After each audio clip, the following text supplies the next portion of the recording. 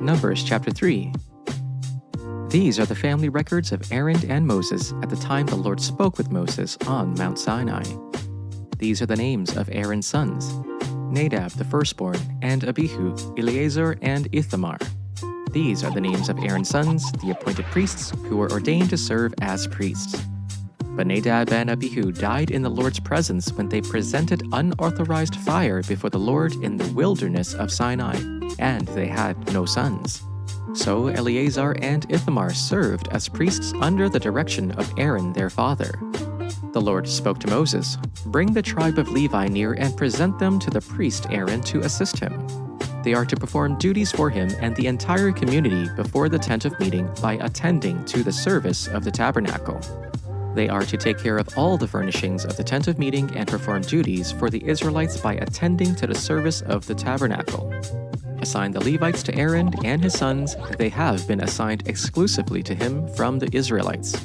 You are to appoint Aaron and his sons to carry out their priestly responsibilities, but any unauthorized person who comes near the sanctuary is to be put to death." The Lord spoke to Moses, "See, I have taken the Levites from the Israelites in place of every firstborn Israelite from the womb. The Levites belong to me, because every firstborn belongs to me. At the time I struck down every firstborn in the land of Egypt, I consecrated every firstborn in Israel to myself, both man and animal. They are mine. I am the Lord." The Lord spoke to Moses in the wilderness of Sinai, "Register the Levites by their ancestral families and their clans. You are to register every male 1 month old or more." So Moses registered them in obedience to the Lord as he had been commanded. These were Levi's sons by name: Gershon, Kohath, and Merari. These were the names of Gershon's sons by their clans: Libni and Shimei. Kohath's sons by their clans were Amram, Izhar, Hebron, and Uzziel. And Merari's sons by their clans were Malai and Mushai. These were the Levite clans by their ancestral families. To Gershon belonged the clan of the Libnites and the clan of the Shimeites. These were the clans of the Gershonites. Their enrollment, counting all the males from a month old and up, was 7,500. The clans of the Gershonites were to camp behind the tabernacle on the west, with Eliasaph, son of Lael, as head of the ancestral house of the Gershonites. The responsibility of the sons of Gershon in the tent of meeting was the tabernacle: the tent with its covering, the screen for the entrance of the tent of meeting, the hangings of the court, the screen for the entrance of the court that is around the tabernacle, and the altar, and its cords, all the service pertaining to these. To Kohath belonged the clans of the Amorites, the clan of the Izharites, the clan of the Hebronites, and the clan of the Uzzielites. These were the clans of the Kohathites. Counting all the males from a month old and up, there were 8,600 performing the duties of the sanctuary. The clans of the Kohathites were to camp on the south side of the tabernacle, with Elizaphan, son of Uzziel, as head of the ancestral house of the clans of the Kohathites. Their responsibility was the ark, the table, the lampstand, the altars, the vessels of the sanctuary with which the priests minister, and the screen, all the service pertaining to these. Eleazar, son of Aaron, the priest, was to be chief over the leaders of the Levites and to have oversight of those who performed the duties of the sanctuary. To Merari belonged the clan of the Malites and the clan of the Mushiites. These were the clans of Merari. Their enrollment, counting all the males from a month old and up, was 6,200. The head of the ancestral house of the clans of Merari was Zuriel, son of Abihail. They were to camp on the north side of the tabernacle.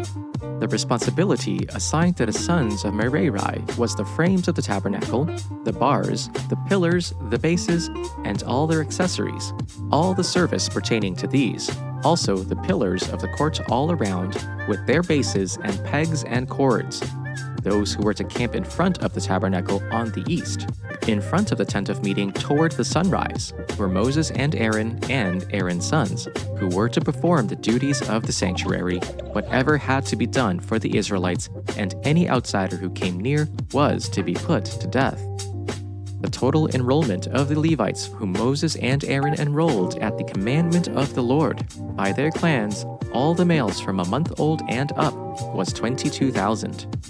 Then the Lord said to Moses, "Enroll all the firstborn males of the Israelites from a month old and up, and count their names.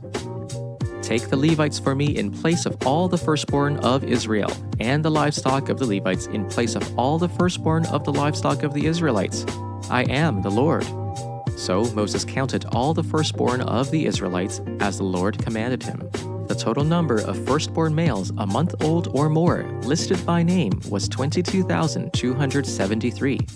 The Lord also said to Moses, "Take the Levites in place of all the firstborn of Israel, and the livestock of the Levites in place of their livestock.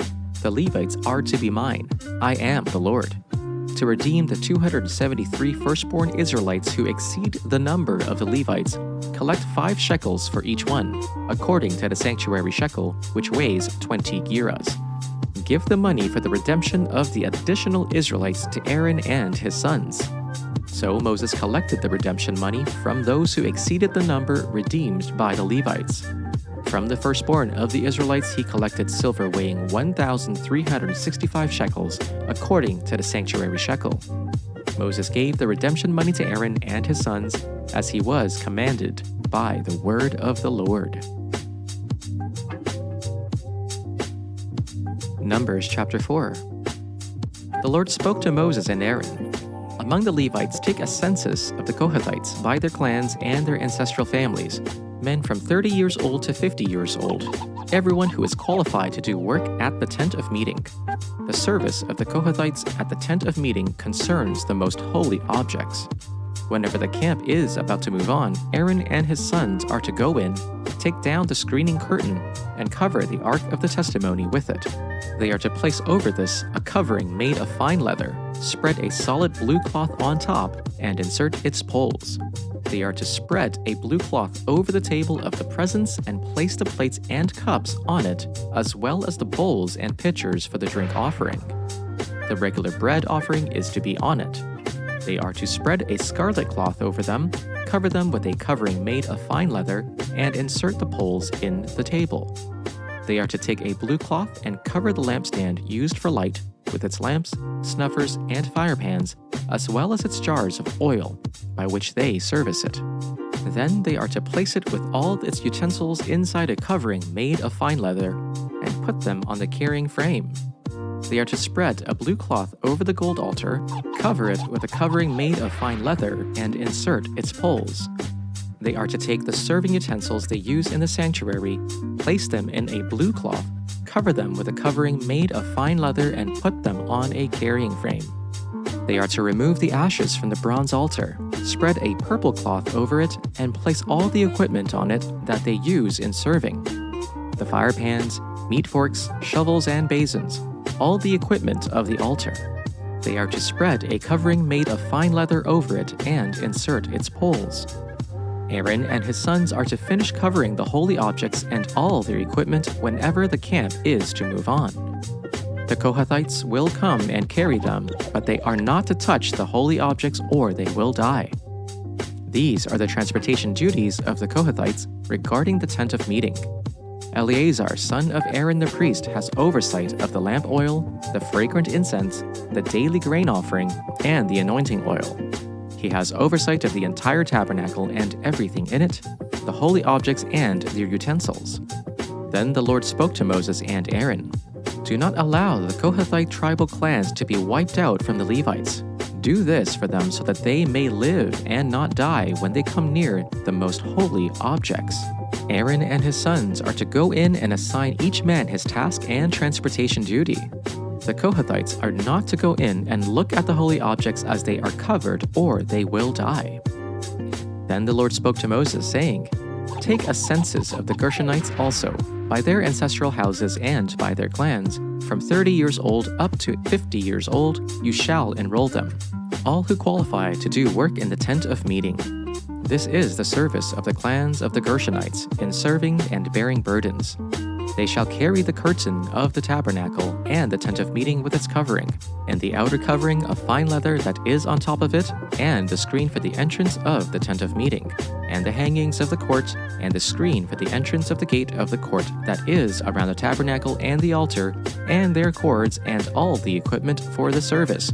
And they shall do all that needs to be done with regard to them. All the service of the Gershonites shall be at the command of Aaron and his sons, in all that they are to carry and in all that they have to do, and you shall assign to them as duties all that they are to carry. This is the service of the clans of the Gershonites relating to the tent of meeting, and their duties are to be under the oversight of Ithamar, son of Aaron the priest. As for the Merarites, you shall enroll them by their clans and their ancestral houses. From 30 years old up to 50 years old, you shall enroll them, everyone who qualifies to do the work of the tent of meeting. This is their duty to carry, as the whole of their service in the tent of meeting, the frames of the tabernacle, with its bars, pillars, and bases, and the pillars of the court all around with their bases, pegs, and cords, with all their equipment and all their related service, and you shall assign by name the objects that they are required to carry. This is the service of the clans of the Merarites, the whole of the service relating to the tent of meeting, under the hand of Ithamar, son of Aaron the priest. So Moses and Aaron and the leaders of the congregation enrolled the Kohathites by their clans and their ancestral houses, from 30 years old up to 50 years old, everyone who qualified for work relating to the tent of meeting, and their enrollment by clans was 2,750. This was the enrollment of the clans of the Kohathites, all who served at the tent of meeting, whom Moses and Aaron enrolled according to the commandment of the Lord by Moses. The enrollment of the Gershonites by their clans and their ancestral houses, from 30 years old up to 50 years old, everyone who qualified for work relating to the tent of meeting, their enrollment by their clans and their ancestral houses was 2,630. This was the total of those in the Gershonite clans who served at the tent of meeting. Moses and Aaron counted them according to the Lord's command. The Merarites were counted by their clans and families. All the men from 30 to 50 years of age who came to serve in the work at the tent of meeting, counted by their clans, were 3,200. This was a total of those in the Merarite clans. Moses and Aaron counted them according to the Lord's command through Moses. So Moses, Aaron, and the leaders of Israel counted all the Levites by their clans and families. All the men from 30 to 50 years of age who came to do the work of serving and carrying the tent of meeting numbered 8,580. At the Lord's command through Moses, each was assigned his work and told what to carry. Thus they were counted, as the Lord commanded Moses.